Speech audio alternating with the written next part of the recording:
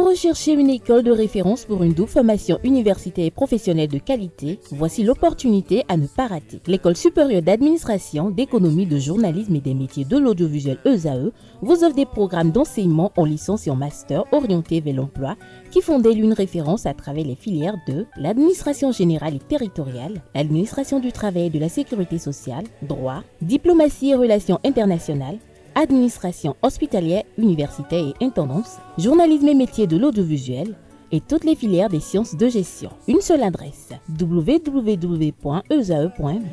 Rendez-vous dès maintenant sur nos campus ESAE Bedjromende au numéro 90 93 65 21 ou au numéro 98 98 14 00. Paracourt sur le numéro 52 46 12 12.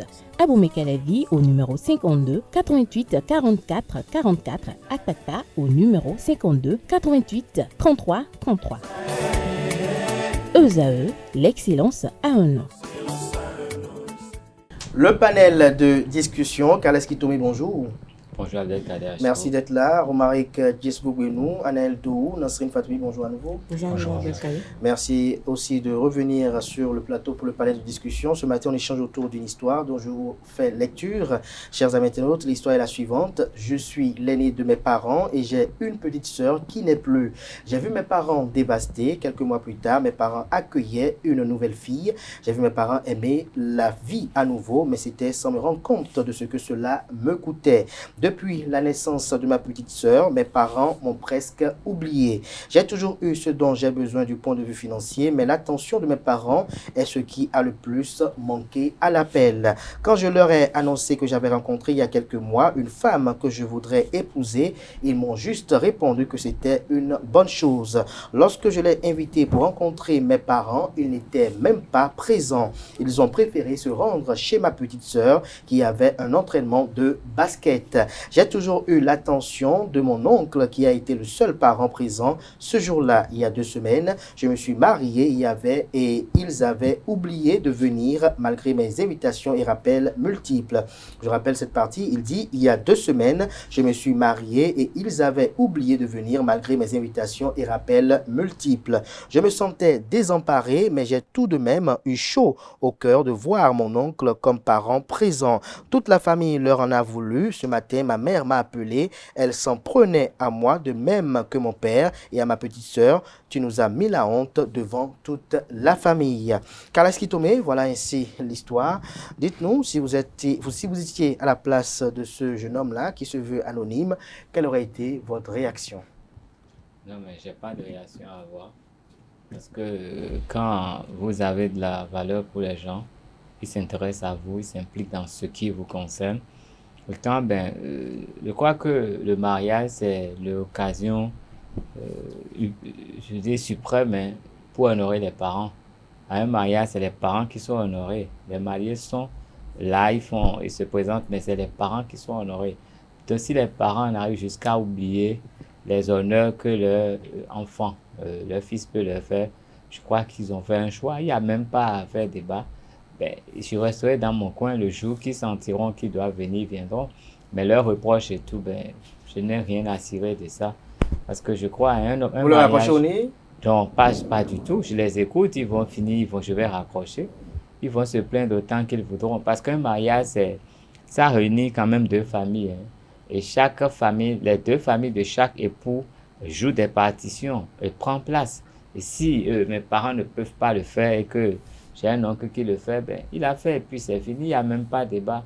Tout ce qu'ils diront, ça n'a pas d'effet, ils auraient choisi. Donc, ils assument leur choix et la vie continue. Il faut se prendre en charge quand vous êtes négligé. Il n'y a pas à revenir là-dessus, il n'y a pas à faire un procès à quelqu'un. Parce que vouloir les juger peut encore pourrir un peu la vie. Mais ce qu'il y a, c'est que face à ma femme, c'est une honte. Je prends une femme et mes parents ne sont pas là, c'est une honte. Et c'est sûr que ça va guider les sentiments de ma femme à leur égard. Elle va les caricaturer, les traiter comme tels. Et ce ne serait pas forcément pour le bien. Parce que le fait que la famille se plaigne, ce n'est rien. C'est le traitement que cette femme-là, qui ne les a pas vus à son mariage, va leur réserver là, qui fera vraiment effet. Et là, je ne m'en mêlerai pas parce qu'ils ont fait un choix je vais voir ça se passer sans problème. Vous allez voir cela se passer sans problème. Romaric Djessougouinou, si vous étiez à la place de ce jeune homme, quelle aurait été votre attitude? Ouais, écoutez, ce qui s'est passé dans cette histoire, je crois que déjà je ne souhaite pas que ça m'arrive. Ça ne peut pas m'arriver dans ce sens où, On ne sait en jamais. tout cas, je ne souhaite pas que ça m'arrive, pour être bref.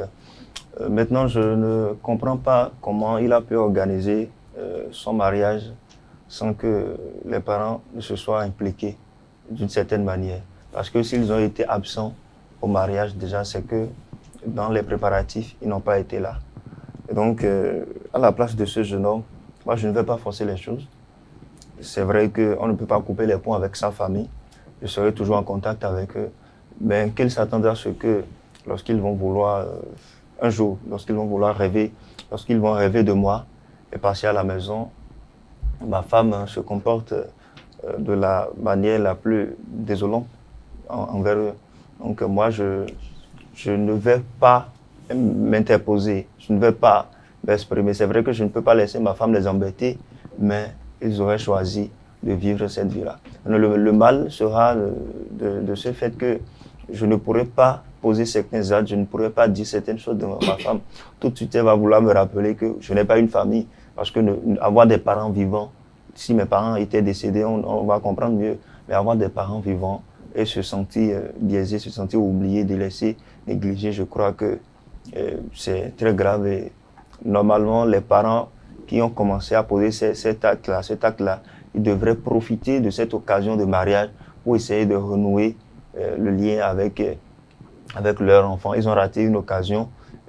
J'espère qu'ils ne vont pas en subir les conséquences dans le futur, dans le foyer de cet enfant-là. De cet enfant-là. Anel Dou, si vous étiez à sa place? Si j'étais à sa place, pour moi, ce n'est pas du tout un problème. C'est un choix que les parents ont tout simplement fait. Et j'accepterai ce choix et je resterai à ma place.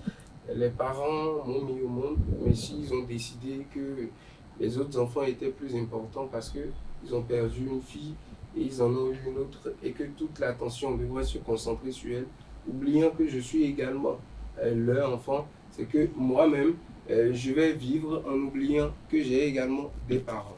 Je vis comme si je n'en avais pas et je ne chercherai pas à une proximité avec eux. Je vais leur faire ce que je dois leur faire.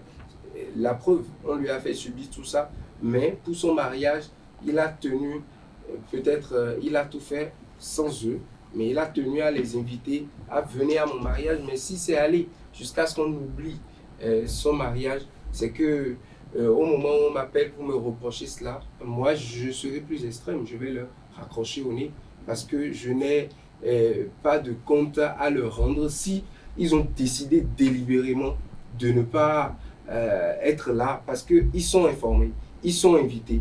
Et j'ose croire tous les moyens que ce jeune homme a peut-être mis à leur disposition pour qu'ils soient présents parce qu'il souhaiterait que ses parents soient là. Mais les parents ont décidé de ne pas venir. Les parents ont décidé tout simplement de ne pas, dans un premier temps, rencontrer la petite amie, une petite amie que je viens vous montrer, disant je veux me marier avec elle.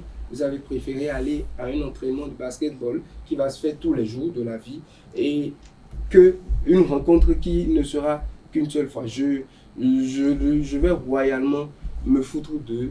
Quand ils vont se plaindre, je vais me taire, je les observerai et je resterai tranquillement dans mon coin.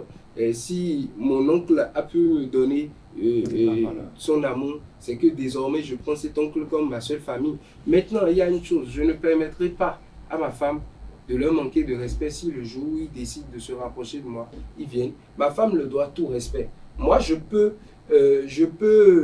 prendre position par rapport à cette situation, mais ma femme, même si elle prend position, ce sera de façon muette, c'est-à-dire de façon à ce que ce soit pour elle, pas de façon à l'exprimer jusqu'à les offenser. Parce qu'après tout, c'est sa belle famille et c'est ma famille à moi. C'est à moi de m'en charger. Nasrine Fatoumi, qu'est-ce que vous conseillez à ce jeune homme, vous? Déjà, moi, j'ai un problème avec le jeune homme en question. Bon, je ne le connais pas, mais j'ai un problème avec lui. Déjà, au début, il se sentait déjà délaissé. Pour moi, je ne veux pas le condamner, mais j'ai un seul problème avec lui. Toute relation dans cette vie est basée sur la communication. Moi, j'ai vu qu'il n'a pas eu le temps de communiquer avec ses parents. Déjà, comme Anaël a dit, le mariage, c'est quelque chose de sacré entre deux personnes. Bon, le tort revient aux parents, certes, mais à un moment donné, il faudrait qu'ils se posent la question. Moi, quand j'ai lu l'histoire, je me suis demandé, est-ce véritablement leur propre enfant? Parce qu'il y a de ces parents, quand au début de leurs aventures, que ce soit le mari ou la femme, où ils n'ont pas d'enfants, ils vont à des orphelinats prendre des enfants qu'ils éduquent jusqu'à ce que Dieu accepte leur prière aussi. Donc moi, je me suis dit, soit ce jeune homme n'est pas leur enfant, soit c'est l'enfant de quelqu'un entre les deux, soit c'est l'enfant du mari ou soit c'est l'enfant de la femme. Et les deux se sont entendus sur une seule chose. Donc ils vont pas, ils auront leur enfant, c'est ce que Dieu leur a donné. Donc ils ont concentré leurs énergies sur leur petite fille. Donc moi je vois qu'il y a un problème là. Il n'a pas su communiquer avec ses parents jusqu'au jour où il a décidé d'amener sa petite amie à la maison, une femme qu'il désirait épouser, présenter à ses parents. Il n'était pas là, seul son oncle était là. Quelle relation il avait, ses parents ont avec cet oncle en question, juste pour, ils ne sont pas là, c'est un oncle qui prend leurs responsabilités. Moi je vois déjà que les parents ont fouté et aussi l'enfant. Est-ce qu'il a demandé à savoir qu'est-ce qui se passe avant de prendre cette décision? Et aussi, on n'invite pas ses parents à un mariage. C'est ses parents qui doivent organiser son mariage. Justement. C'est pas, même s'ils n'étaient pas là pendant les préparatifs, quelqu'un devait être là, l'accompagner. Même, ça doit être même la maman qui devait dire, fais ceci, fais cela. C'est pas un oncle, que ce soit du côté paternel ou maternel, qui viendra prendre la place de ses parents. Donc, je vois qu'ils ont un petit problème dans la famille. Alors, Nassine Patoumi, je reste dans son sillage où elle trouve qu'il y a des problèmes. Moi, je me questionne sur cet ami anonyme de Francis Fahmy. Je me demande si il n'y a pas quelques trous Kales Kitome dans cette histoire, ou peut-être que c'est une histoire inachevée. Déjà, ma première observation, c'est qu'il dit, par exemple, que lorsque j'ai invité pour rencontrer mes parents, lorsque je l'ai invité, notamment sa petite amie, pour rencontrer ses parents, ils n'étaient même pas présents. Ils ont préféré se rendre chez sa petite soeur qui avait un entraînement de basketball. Alors, est-ce qu'il y a eu d'autres rendez-vous qui ont été programmés pour toujours présenter la future mariée aux parents? Quel a été l'argument que les 10 parents ont présenté pour s'excuser? Quelle est la nature des relations qui subsistent réellement entre ce jeune homme-là et ses parents quand ils étaient ensemble? Et l'autre antinomie que je nomme, je dénote Kales Kitome avant que vous puissiez peut-être opiner dessus. Il dit... il y a 2 semaines, je me suis marié et ils avaient oublié de venir. Il dit, il justifie que c'était un oubli. Pour lui, c'était un oubli. Alors, pourquoi un oubli peut être jugé? Est-ce qu'on juge un oubli selon vous, Kales Kitome? Lorsque vous demandez quelque chose à quelqu'un et que, effectivement, vous êtes convaincu qu'il l'a oublié, est-ce que vous pouvez le juger? Non, mais est-ce qu'on peut comprendre qu'un parent oublie d'aller au mariage de son enfant? C'est dingue, c'est dingue. Donc, c'est pas un oubli. C'est un peu un oubli, c'est fait exprès. C'est même pas fait exprès, donc volontairement, il parle d'invitation et rappel multiples. Oui. Bon, vous savez, moi je dis, je suis dans mon contexte.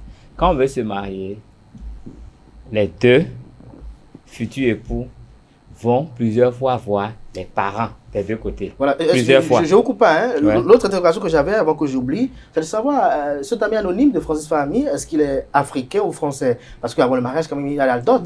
Est-ce que les parents ont pris part à la dot? Non, français, Qui n'ont pas raconté toute l'histoire. béninois ou n'importe quoi.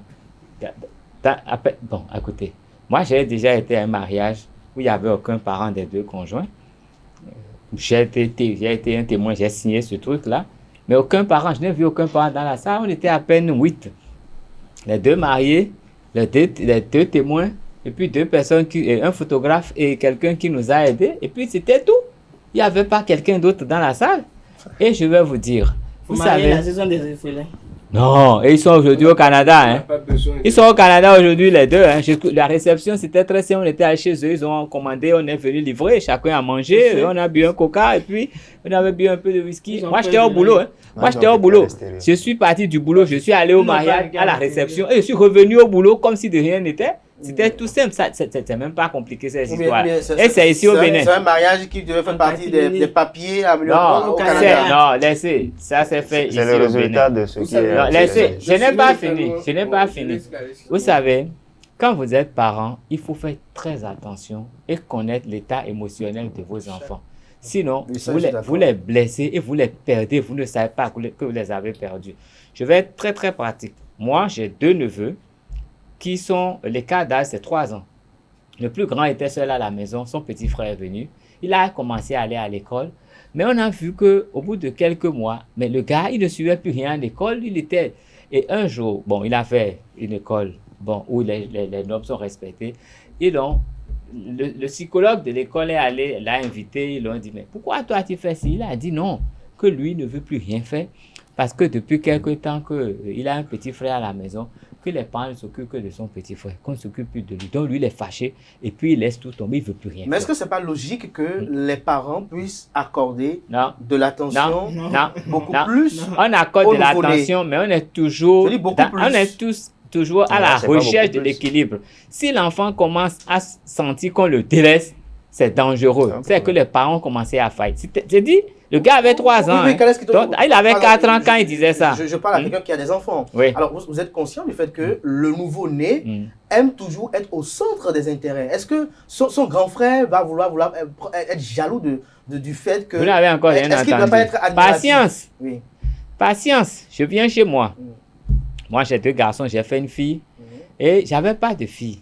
Donc, forcément, j'étais un peu plus porté vers cette fille. Oh, ma chérie et tout et tout. La première personne qui m'a ramené alors, c'est quoi? C'est la maman qui dit, mais écoute, si c'est ta chérie, moi, c'est à quoi dans cette maison? J'ai dit, ah, mais c'est sérieux, c'est notre enfant. Et bon, d'accord, j'ai essayé de digérer. Plus tard, l'aîné, il vient me voir et dit, mais je ne comprends pas. Hein. Et on est combien? J'ai dit, je ne sais pas de quoi. Il dit, on est combien d'enfants? Il a dit 3. Il dit, tu es sûr qu'on est 3? Il dit, oui. Il n'avait pas encore 10 ans. Hein. Il avait 8 ans. Tu es sûr qu'on est 3? Il dit, oui. Vous êtes 3? Vous êtes 3? Il dit, non. Tu as une seule fille dans la maison. Hein. J'ai dit, oui. Il dit, tu donnes toute ton attention à notre petite soeur. Et nous, on va commencer à la frapper. Il m'a dit ça. Parce que tout le temps là, c'est ma chérie. C'est si tu sors avec elle, tu ne sors plus avec nous. Quand tu rapportes quelque chose, c'est lui qui a la plus grande part. Mais ça m'arrivait. J'ai dit, comment? Rien dit. Hein. Le 4e est venu. Un jour, les 2 grands sont venus me voir pour dire que le petit là, que lui là, il faut qu'il quitte la maison. Et c'est pourquoi il dit que lui fait trop de désordre et que moi je le soutiens. Que je l'ai frappé, lui je ne le frappe pas. Il dit mais comment? Donc j'ai commencé à chercher l'équilibre pour ne pas frustrer. Donc qu'est-ce que je fais? Je sors une fois avec l'un, je change. Les enfants sont plus observateurs que nous. Et quand ça les marque, ça ne s'efface jamais. Est-ce que vous comprenez ce que je dis? Donc, c'est chez moi, ça, c'est des enfants avec qui je suis attiré à toi. On joue ensemble, on fait tout. On cause tous les soirs. Et c'est parce qu'on cause tous les soirs qu'ils ont le courage de me dire ce qu'ils me disent là. Si on n'avait pas l'occasion de causer, ça allait mûrir en eux. Ils vont grandir avec ça.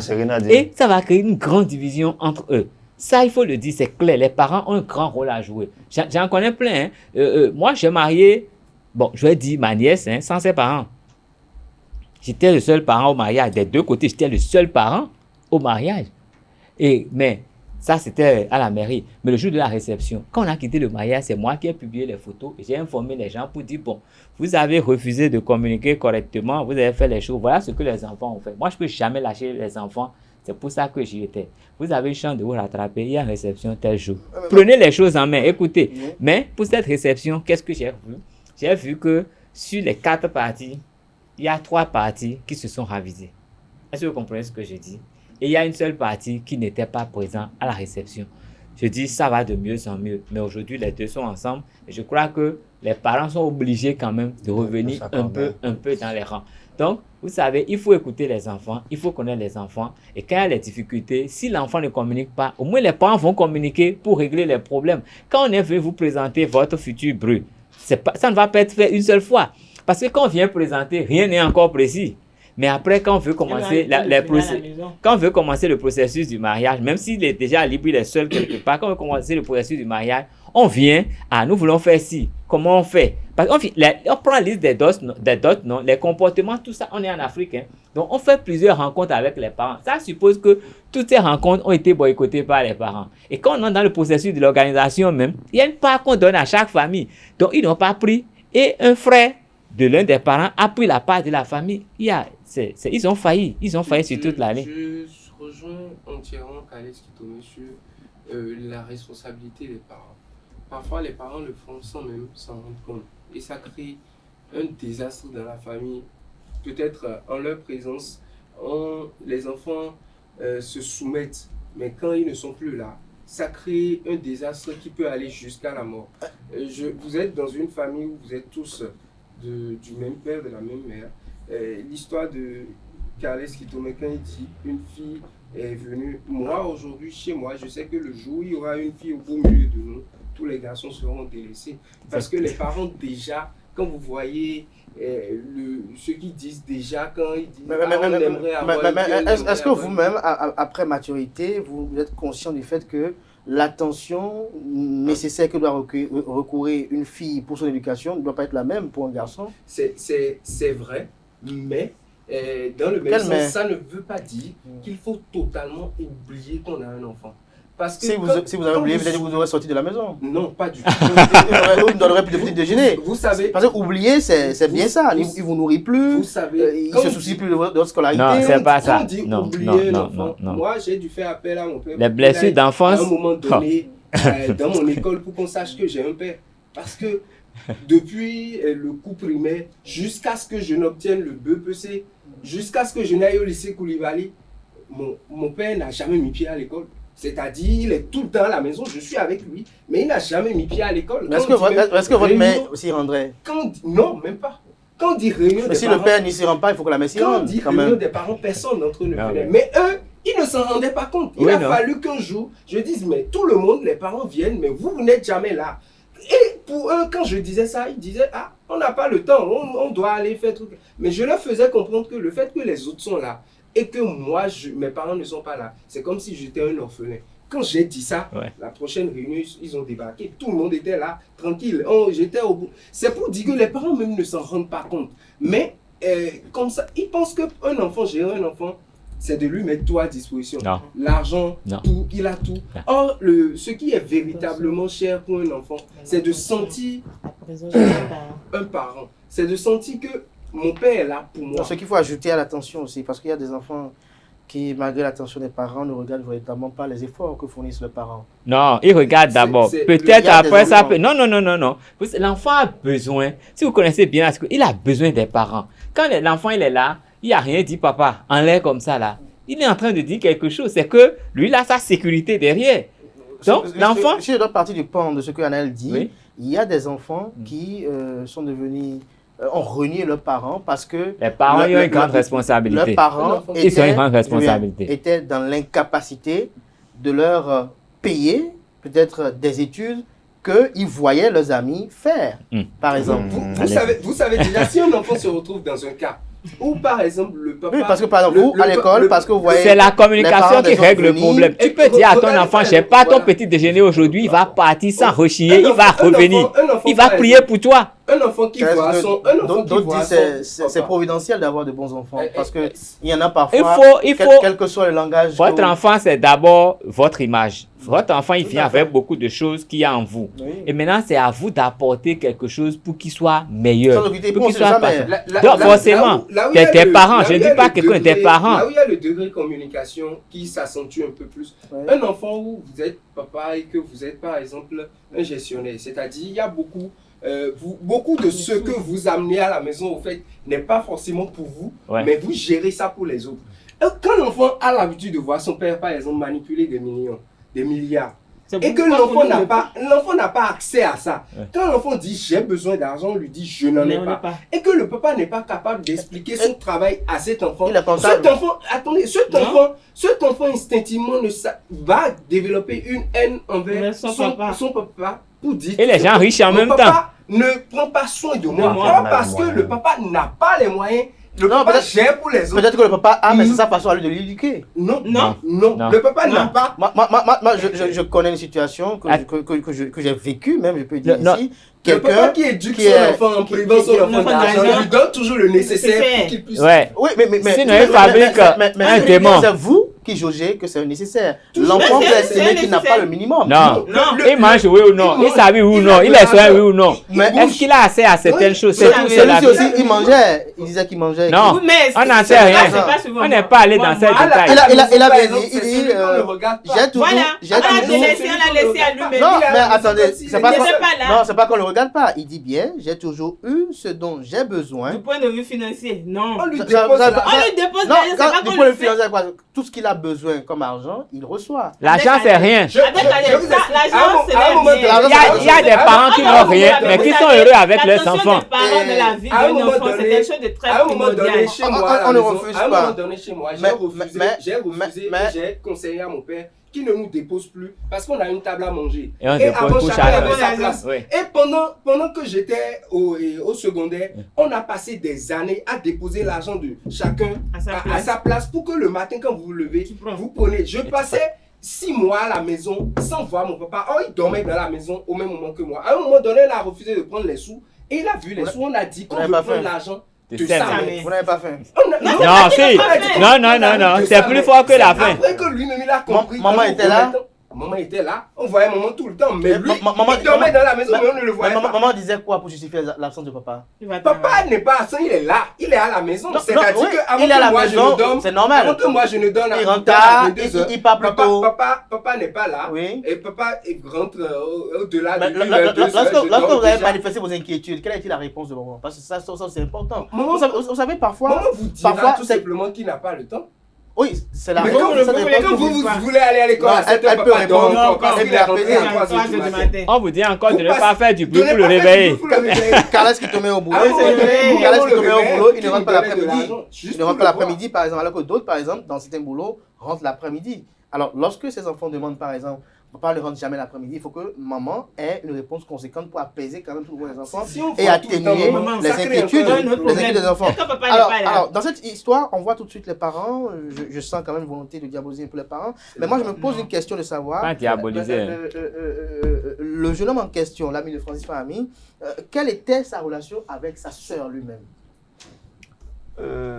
À la place de ce jeune homme. Puisque la sœur, elle a toute l'attention des parents. Mais lui, quelle est sa relation personnelle particulière avec sa petite sœur, même père, même mère? Ce qui s'est passé dans cette histoire, moi je crois que... Non, mais moi, je crois il que va détester sa sœur. Hein. Moi je crois que ce qui s'est passé dans cette histoire, c'est que le monsieur s'est laissé aller.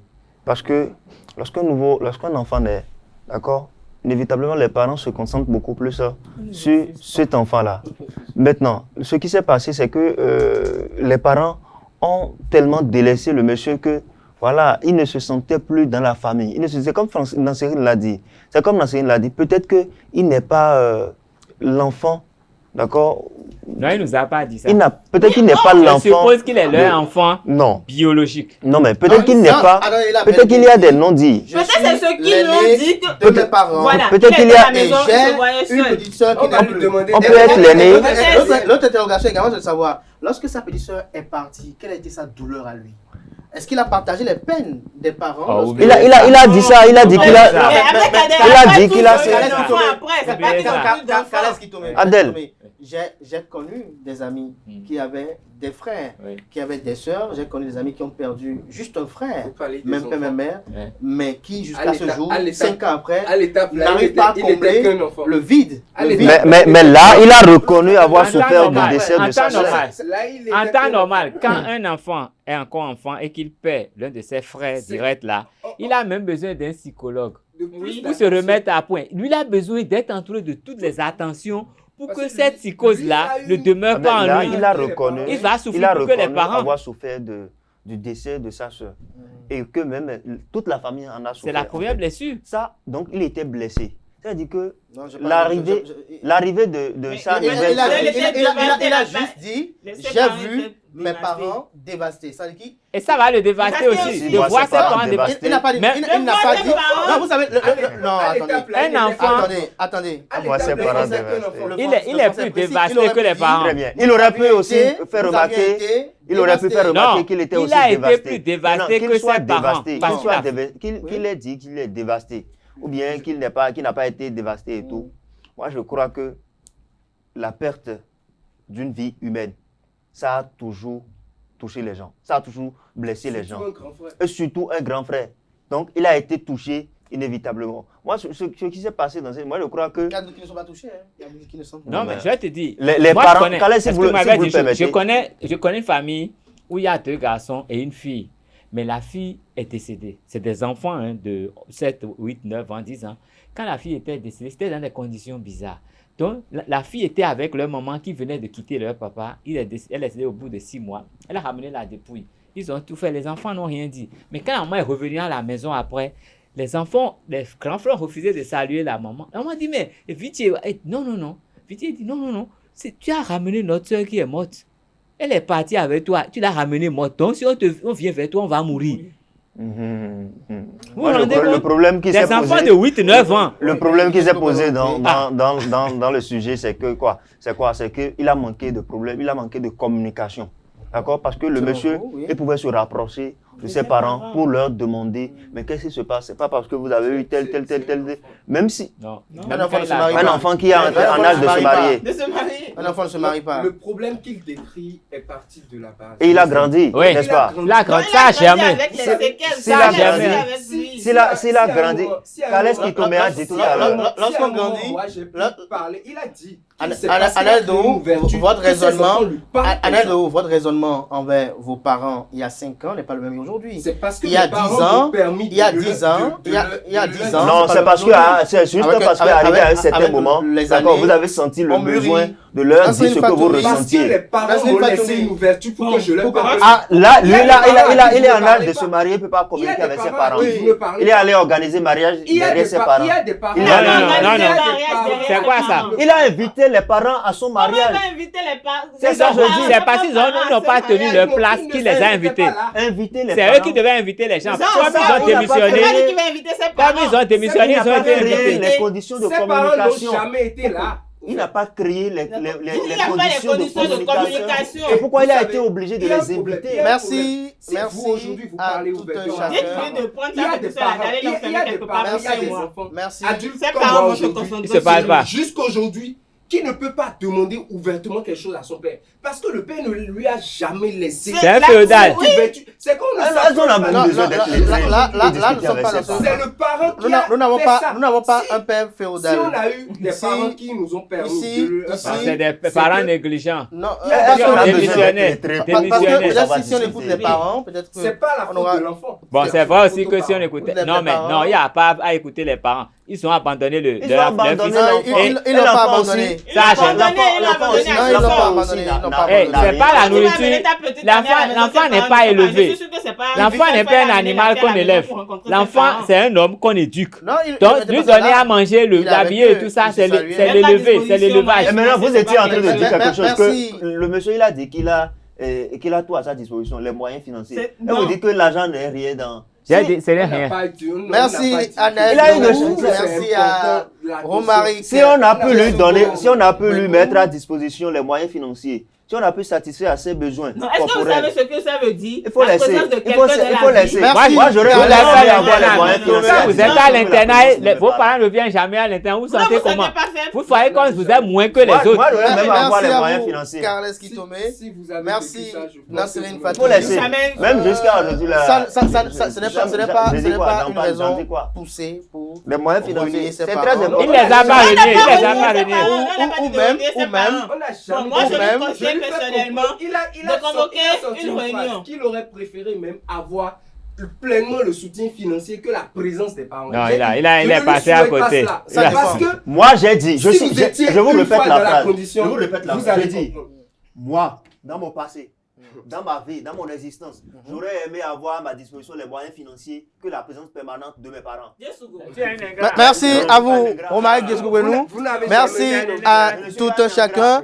Voilà un panel assez intéressant, assez en ébullition. Vous pouvez comprendre si bien que les arguments continuent de pleuvoir. Ça ne peut pas s'arrêter. Même Nasserine Fatoumbi essaie de lier la langue aujourd'hui. C'est pour dire que l'histoire a inspiré plus d'un. Et ce que je peux retenir, chers amis internautes, c'est qu'on ne juge pas, comme je dis toujours, sa famille comme le reste du monde. Et les relations entre père et fils, l'enfant, quel que soit ce qu'il a subi au cours de son parcours, doit accomplir son devoir, doit donner ce dont les parents ont droit aux parents. Il n'y a que la nature et la providence qui jugent. L'enfant, à lui, ne doit pas devenir juge et, au regard de cela, cultiver de l'inimitié et même une jalousie envers ses sœurs parce que sa sœur, c'est également lui-même.